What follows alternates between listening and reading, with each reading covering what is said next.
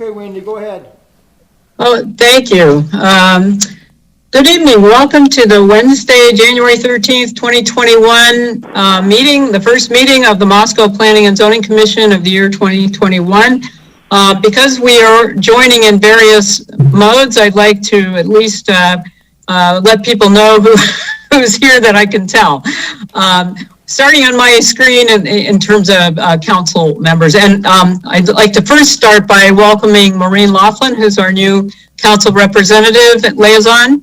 And we have Rich Beebe here, and we have by Zoom, and we have Joel Hamilton by Zoom. We have Rob Parrish by Zoom. We have Victoria Seaver by phone. We have Mike Nelson by phone at Zoom, and he's the Galaxy 59 on your screen. We have me, Wendy McClure. We have, and then it looks like Dennis Wilson, and is Scott sitting next to you, Dennis? Yes. Yeah, because between the mask and the teeny little picture, it's hard to tell.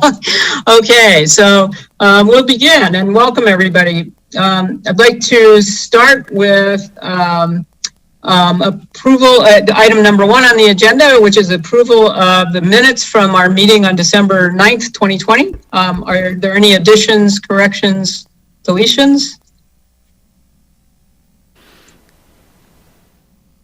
I'll make a motion we approve. Who was that? I'll make a motion we approve. Okay, thank you. I'm not sure who it was, but Dennis. Dennis, okay, yeah, because I can't see who's, is there a second? Second? Thank you, Rob Parrish seconds. All in favor? Just, Aye. Aye? Okay. Opposed? Abstentions? Okay, the motions, the minutes carry. Item 2 is public comment. I don't know if there's anyone in the audience tonight. It's a bit awkward at this point to join us, but this is an opportunity reserved in our agenda regularly for members of the public to speak and to the commission regarding matters that aren't before us tonight. And so I'm assuming there's no one out there in the audience, but I can't really tell. Is that correct, Dennis? There is not. No, there's no one. Okay, so with that, we'll move on to item 3, which is election of officers for the 2021 term. And I'd like to start out by saying that I'm hoping that some of you will decide that this is a good thing to try, and looking for nominations for those positions if you haven't done that. And we begin with nominating and electing the chair. I would like to nominate Rob Parrish for that for the coming year. Will you accept the nomination, Rob? Oh, gosh. If nominated, I won't run. If elected, I won't serve. No, Wendy, thank you. I appreciate that. I will gracefully accept if that's the will of the commission. Okay, I move that nominations be closed and that we elect Rob by acclamation. All in favor? Aye. Aye. Aye. Okay. Well, thank you, Rob. Thank you. And I would like to encourage someone to serve in vice chair, because it's a really good opportunity to sort of figure out how the whole thing works and become support to the chair and fill in when the chair isn't able to attend. So I'd like to entertain nominations for vice chair.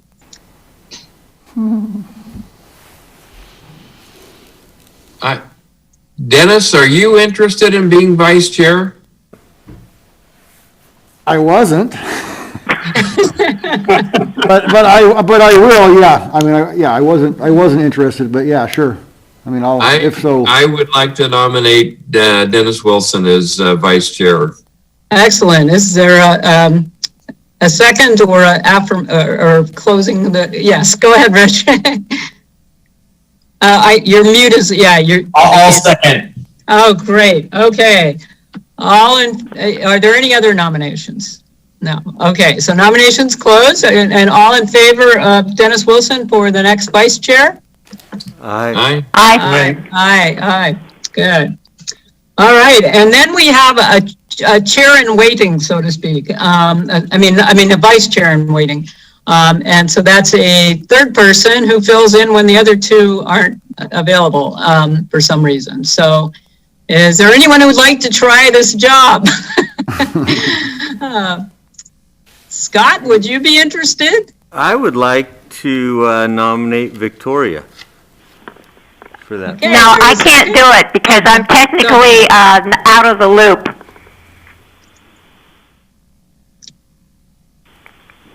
Okay, So I think what she means by that, if I'm understanding what you said, is that you don't have easy access to internet and a computer. Is that what you're saying? Right. So that doesn't make it reasonable for me to try to do it.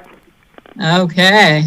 Well, I should say that I have been vice chair of the commission for a number of different terms, and I think I've actually had to serve as chair, had to come forward to perform only 2 or 3 times. So it's hardly a daunting position. Victoria, I think you ought to take it. And No, sorry, I'm going to say no. Mike, would you be willing? Mike Nelson. Yes, You would. I'd be willing. Okay, I would. I nominate Mike for the vice chair then. I'll second that. All in favor? Aye. Hi. Aye.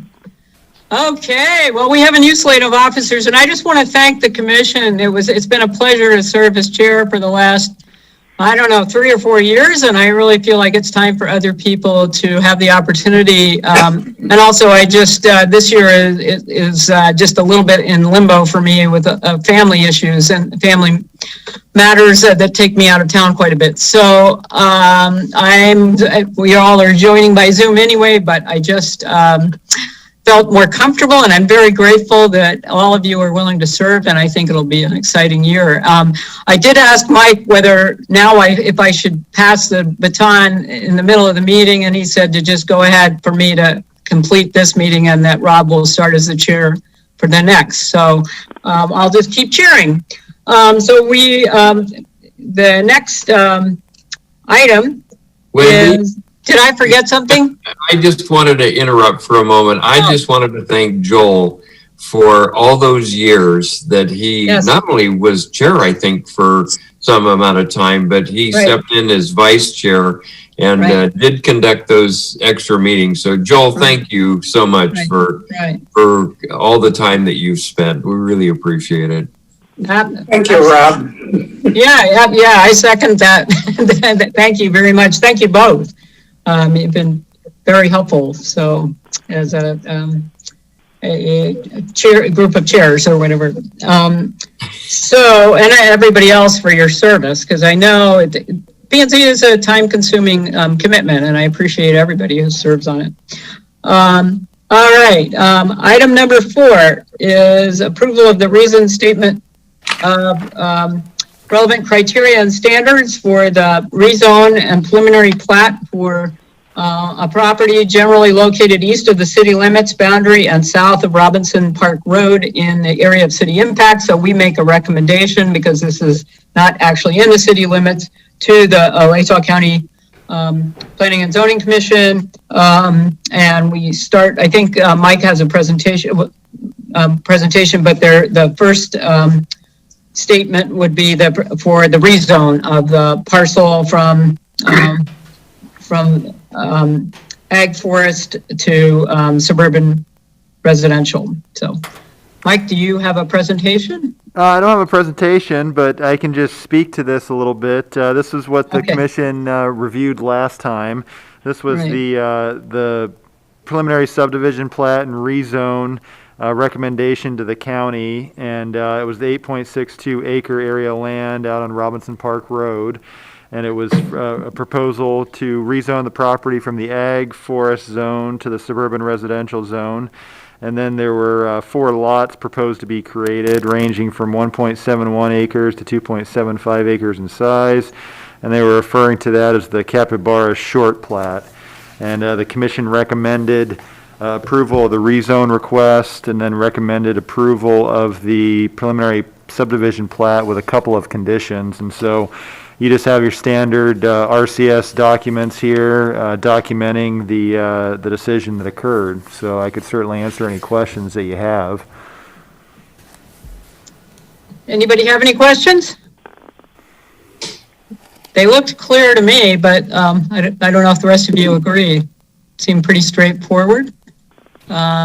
You put in conditions for allowing a 10-foot extension to the right-of-way across the property, correct? And that engineering requested.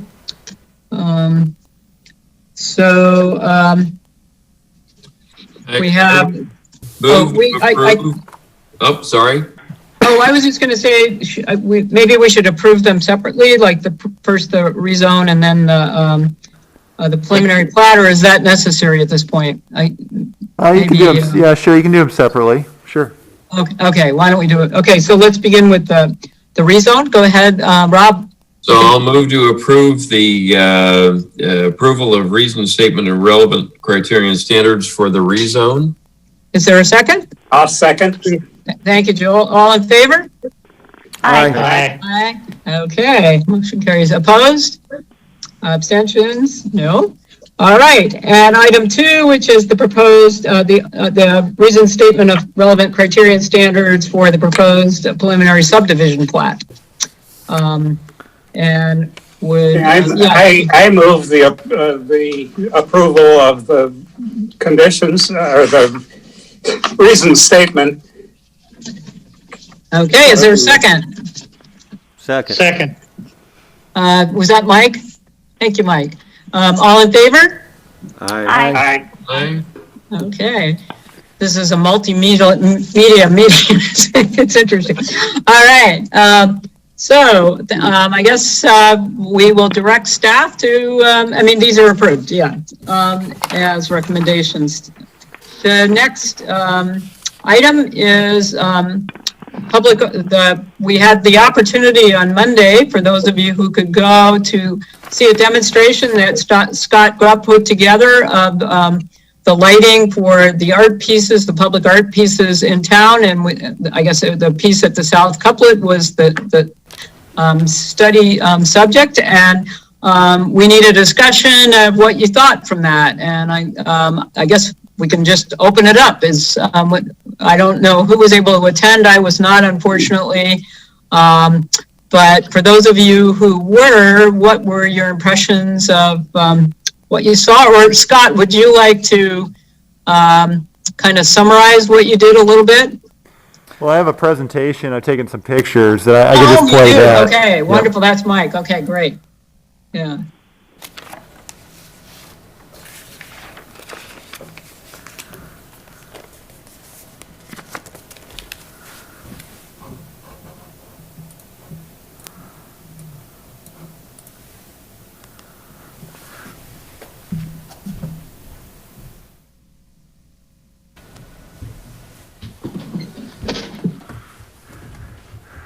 Well, I just want to start out by thanking Scott again for taking his time to go and set these up and acquire the lights. And I thought it was really helpful to be out there at dark and take a look at what they look like. But we had 3 fixtures.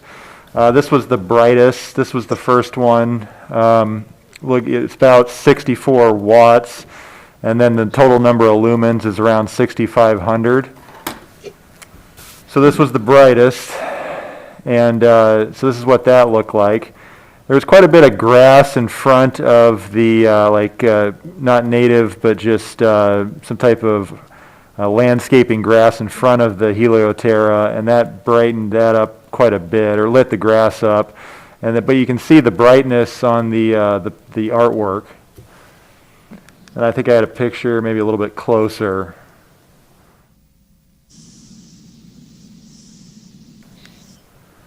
And then this was the second fixture, 35 watts and about 3,500 lumens.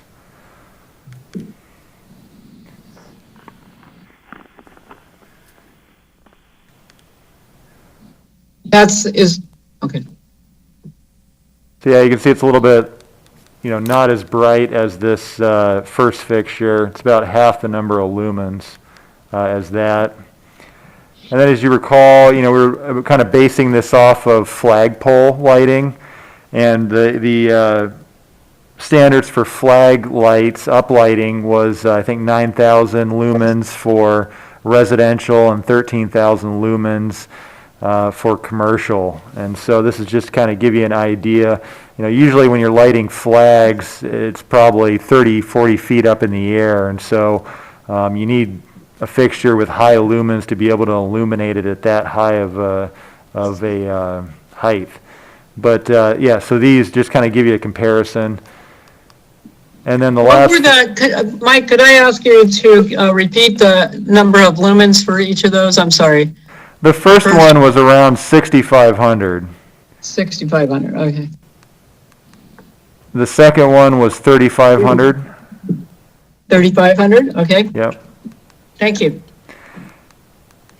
And then this, the third fixture is more of directed, kind of cylindrical type fixture, and that is 5 watts and just a little over 200 lumens. So quite a bit less than the first two. And then that's what that one looked like. And we discussed at the time, probably in these types of installations, you'd want multiple fixtures like this to light up different portions of the piece.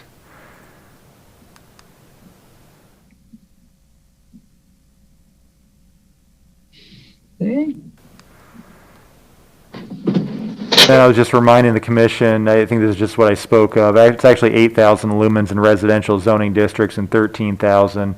So that's kind of what we were basing, the regulations on, but wanted to take a look at, these types of fixtures, whether or not that would be appropriate for public art lighting, which would probably be, less than what we have specified here for the flag lighting.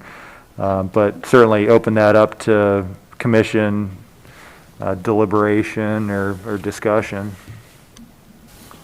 So it looks like, I have a question. It looks like from the photographs that in all cases, there's kind of a bright spot on one part of the sculpture that, that one, whatever that one is more generally illuminated. Yeah, okay. So that's the brightest fixture, and then it goes, that's the medium one. Yeah. And then you go down to the small.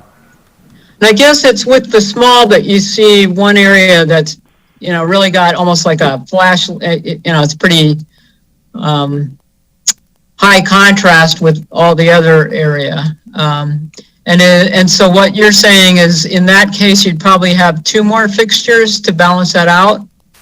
Yeah, I think there was just discussion on the field trip that small of a fixture, you'd probably want multiple fixtures kind of surrounding the art. And I think it was discussed maybe 2 or 3 other additional fixtures. I mean, these are only 200 lumens. Those first 2 fixtures, the one was 6,500 and the other one was 3,500. Right. So that's just a fraction of those 2 fixtures. And I think these were kind of just smaller fixtures that were intended to illuminate just portions of whatever they're intended to illuminate. So, but it seems like the light is more focused, I guess, is what my question is, and so yeah, that was my question. It's kind of like the difference between using a widespread flashlight or a little one that's just aiming on one part, and so I guess you need several of them, and that's what you're saying. So yeah, and Scott's going to jump in here. Yeah, Wendy, so keep in mind these are just kind of a generic fixture that we picked. It was more to show the lumens. The spread would change. You would pick a different light spread that would evenly disperse. Okay, that makes sense, yeah. Right. But I think in this instance, it's, less is more.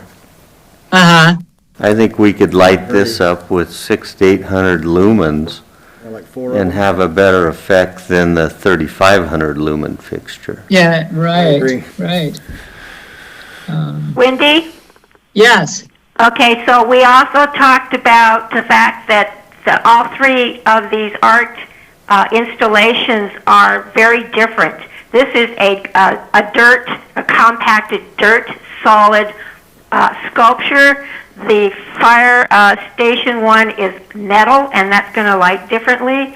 And the homecoming one, which is in desperate need of light, is our metal bands and the little birds and things. And so the smallest fixtures would give you an opportunity to adapt pointing or how you needed to set it up to take care of different types of art. okay. Right, talk about right now there's grass concealing the fixture. Do you see landscaping doing that, or would they be semi-recessed in the ground, or how would that work, Scott? Ideally, we do a recess fixture, like an in-ground fixture. Uh-huh, And it might be like for this instance where the grasses might need to be relocated, transplanted out. uh-huh, But the fixture itself would be flush with the ground. gotcha, okay.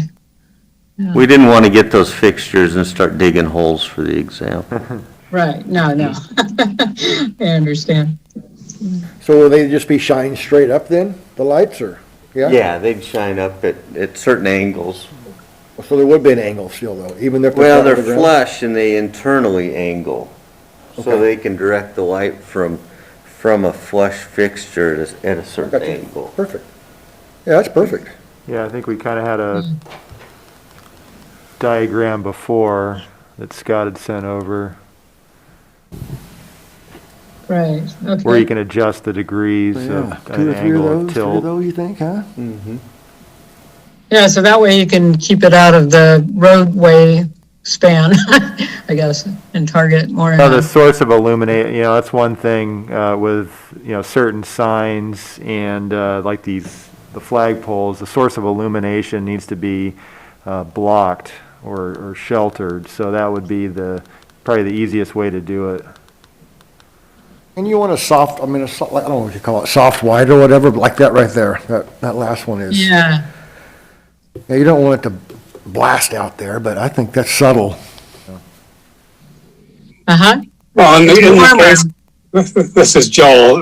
In the case of this one here, I think at the time this picture was taken, the fixture was fairly close to the object. If it were a little bit further away and aimed up a little higher, perhaps it would have diffused the light more generally. I think one of the things that we, when we were there, saw was that the smaller light fixture showed off the colors that are in this object much better than the brighter ones, and it also did a good job of showing some of the shadowing from the texture. I thought that the small fixture did a far better job than the large ones. I'm in favor of low wattage and perhaps multiple ones. I think this one could probably have had at least 3 easily. So I like the small ones. Other Wendy? comments? Yes, Yeah, hey, this is Mike. One thought that comes to mind, what is the potential code amendments that we would have to do as P and Z because I like the idea of using multiple lights, using the small ones. We can critically aim the individuals a lot better, and I think it'll serve us better on all 3 pieces of artwork. Is there code amendments that we would have to do as P and Z to allow that to happen? Yeah, and that was really the impetus for going on the field trip, was to take a look at what that would be as far as the maximum number of lumens for these uplighted fixtures. Our our code right now for outdoor lighting essentially requires all full cutoff with some exceptions in residential areas, but one of the exceptions is flagpole lighting, like I mentioned before, for a flag displayed by a government entity. We had talked before about, government-owned, local government-owned public art pieces, and including an exemption from those from the full cutoff to allow some uplighting on some of these public art pieces. And that's really what we're looking at is, in order to make that code amendment, what would be the elements to, that section of the code? Certainly a maximum number of lumens, whether or not we just specify a maximum number of lumens, per fixture, or if it's accumulation of all the fixtures that are included. I guess those are questions maybe. Typically with like the flagpole uplighting, it really just says that, each light has a maximum lumen output. So that would be the question, whether or not, if we're going to see multiple lights shining up, whether or not it's a cumulative lumen of all the fixtures, or if we're just, possibly going to say that, no fixture can exceed 2,000 lumens and just leave it at that. I think we still want to carry over that the source of illumination must be hidden. I think that that's good, but those are the two elements that I see are just, specifying a maximum number of lumens for the fixtures and then just hiding the source of illumination. Sounds good. So, Mike, do you need us to, what's the next step then? Well, it seems like there's consensus on this lowest lumen possible and possibly multiple fixtures that give the flexibility for each art piece depending on what the requirements are. What do you see us doing at this point? There probably needs to be some discussion about what we want to do as far as setting a maximum lumen fixture, or whether or not we want to look at including multiple ones. I think I'd probably personally keep it simple and just do a maximum lumen per fixture, but I'd probably trust in Scott's opinion about what, just given the range of public art pieces in town, we don't want to, certainly don't want to make it too low where you have a different public art piece and it's not lit up properly just because, we're kind of forming the regulations off of this one piece. And so I want to give us a little bit of range there to be able to adequately light up some of the other pieces and some of the ones in the future that we might, end up having built or constructed for the city. So I'd probably kind of defer to Scott on his professional opinion about, kind of the typical average range that you'd see. Wendy, I think that, I don't know why we couldn't just state that we cannot exceed the flagpole lumens. They're city-owned, so, I think it's in the city's best interest and to light the artwork tastefully. It did not look as good the higher the lumen count went, so I don't know why you would go with a higher lumen count. Mm-hmm. I think each piece is going to be different, but I don't know how or why you would put a cap different than what we already have for flagpoles. I mean, and not going lower than what you have for flagpoles. Right. I mean, if the city decides to get a very large piece of art, which I don't know if that's possible or not, but 13,000 lumens is quite a bit. Right. It would be. But like I say, this particular one that we lit up, I think you could adequately light it with probably 800 lumens. And it's going to look far better than the 6,000 lumens, so. Right. So Wendy? Yes. So, and it's another thing that a couple of us talked about out there was we're looking at this from the front, and we probably would want to see at least one light on the back of it, and there's a seating area right behind this. So you'd want some kind of a light in behind, and you know, depending on what kind of an art piece we had, that could come up a lot. I mean, if you had something that, a fourth piece somewhere along the way that had several elements. So we want to keep it flexible, and using those small ones does that, but keep it flexible so so that the people who are doing the sculpture and the art commission can figure out how they want to light it. Right.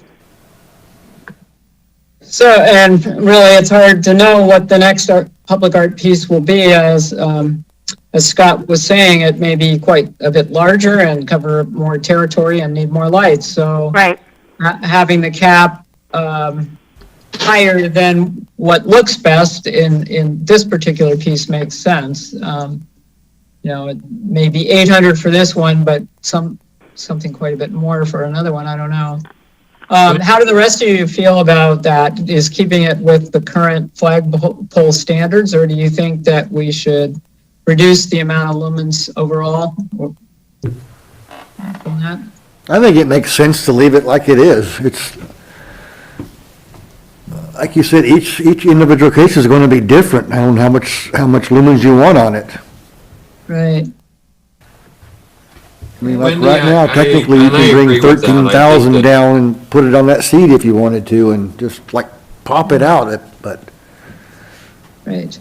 seems like Yes, each Rob, case you would be were, different. Well, I had a question for Scott, because one of the discussions that we had on Monday was the Kelvin rating, the brightness of the light. Do we need to incorporate any of that in this, or do you think we just leave it? I'm inclined to agree with Dennis that we just don't need to change the maximum, because every art piece is going to be different, but there was a significant difference in the brightness based on the light.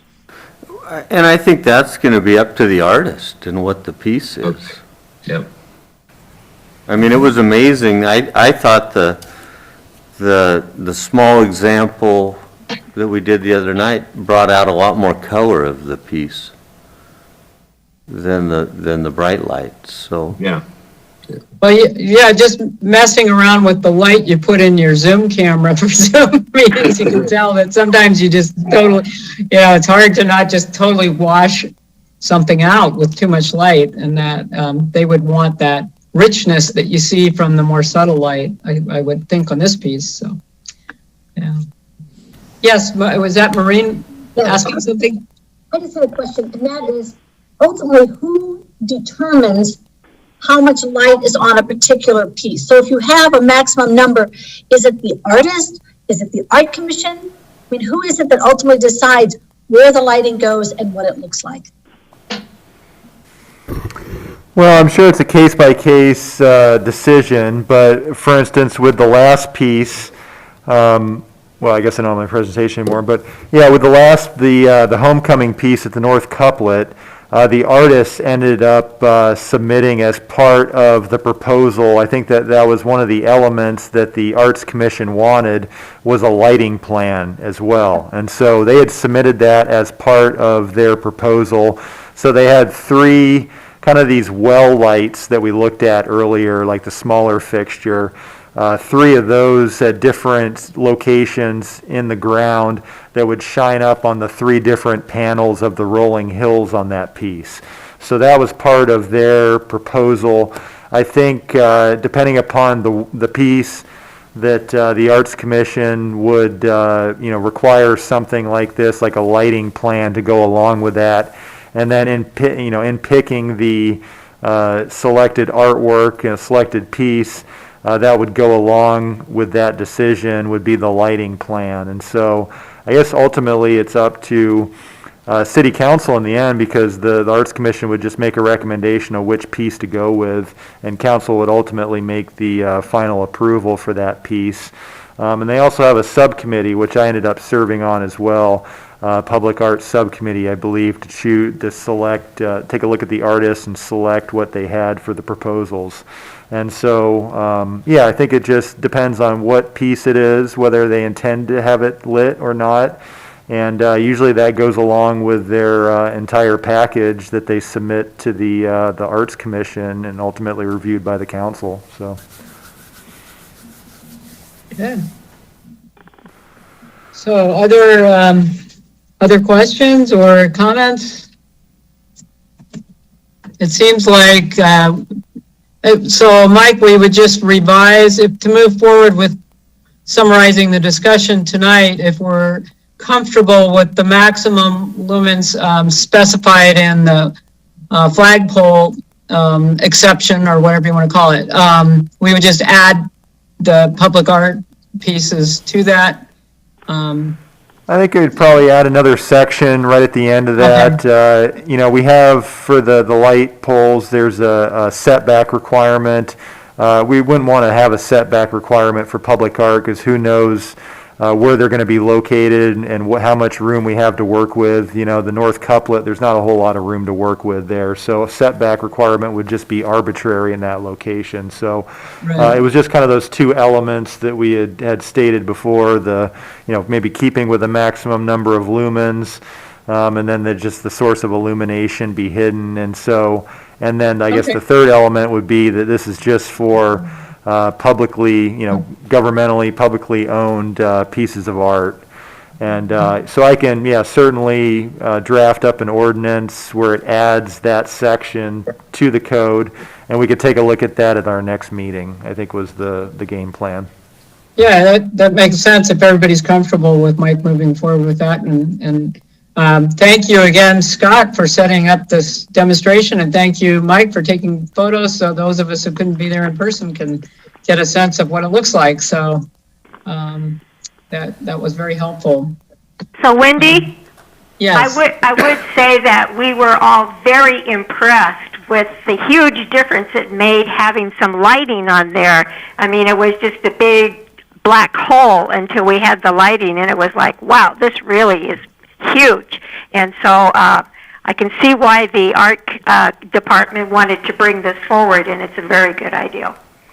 Right. No, it certainly is. Yes. Any other comments on this, or should we move on to the next agenda item? All right, item 5, which is reports. And Joel, from the Transportation Commission, do you have a report? The Transportation Commission will be meeting tomorrow at 4 Okay. o'clock, It's always like that. mostly by Zoom again. And we will be doing the same things that we just did for this commission, election of officers. And the main focus of discussion for the meeting will be to talk about neighborhood traffic calming. There have been a number of requests from various citizens on various routes for some sort of traffic calming. And the staff has suggested that we need some sort of a common procedure to use for evaluating whether traffic calming practices or devices are needed, and what's appropriate where, and whether various devices are in fact effective. So it should be an interesting discussion. Great. That does sound like it would be interesting. Well, thank you. Any other announcements from staff or Mike? Or? The only other announcement is that we were planning on canceling the next meeting in January, and then the next meeting that we'll have will be February 10th. That'll be the first meeting in February. Okay. Well, thank you for that. Wendy? Yes. If I can have a moment, thank you from the bottom of my heart for your years of service and your leadership on the commission. We're going to miss you as the chair, and appreciate so much all of the wonderful ideas that you've brought to us, and again, the leadership. So I just think, I think I speak for all of us on the commission, how much we appreciate all you've done, and we look forward to your continued involvement. We will be calling on you for all sorts of additional ideas over time. So thank you so much. It's much appreciated. Well, thank you for that, and thank you everybody for your support. As I found my way in the procedural domain of how planning and zoning works, I knew more in the ideological than the procedural. So I very much appreciate your support, and it's a great bunch of people to work with. And I think the new slate of officers will find out how much fun it is to work with city staff. We are so lucky to have Mike as our liaison. He's just terrific to work with, and so I think you'll enjoy that. Absolutely. And Dennis, thank you for stepping in for vice chair, and Mike for second vice chair. Absolutely, both of you. Yeah. Look forward to working with you guys, and certainly second the notion. Mike has been such a wonderful person to work with on city staff. This is a great opportunity for all of us. So anyway, don't mean to wax unpoetic here, but do really appreciate everybody's involvement, and Mike and Jennifer too. Jennifer, yes. You kind of hold us together at times. And David also behind the scenes keeping us technology, especially during these challenging times of multimedia meetings. We're all getting more comfortable with how to deal with this, and I think we'll be dealing with it for a while longer. Hopefully not forever. So anyway. Well, thank you all, and with that, I'll adjourn the meeting and see you in February. Stay healthy. Thank you. Bye-bye. And thank you, Rob.